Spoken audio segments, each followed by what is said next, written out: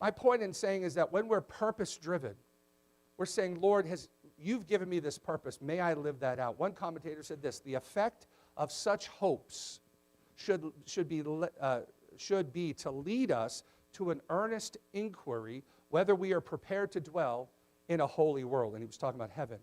And then Albert Barnes goes on to write this: to make us diligent in performing the duties and patient in bearing the trials of life. See, if we're convinced of the truth, we know that we need to be diligent going about doing what God has called us to do. And again, verse 14 is reminding us of our purpose. You know, Christ has called us to be his witnesses until he returns or until he calls us home. We testify of his finished work when we proclaim the gospel, when we hand out tracts, when we are a witness to our neighbor. It was interesting.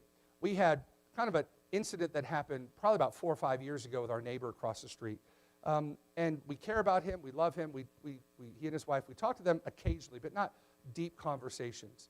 And it was something that was a bit upsetting, and if you've ever had an encounter with a neighbor that didn't go well, you're always kind of like on edge afterwards, and we tried to work things out, but you know, I'll just say this, we did our part to make sure that there was no hard feelings. Well, yesterday when Luke got back from the men's prayer breakfast, he parked his truck and he was talking to our neighbor.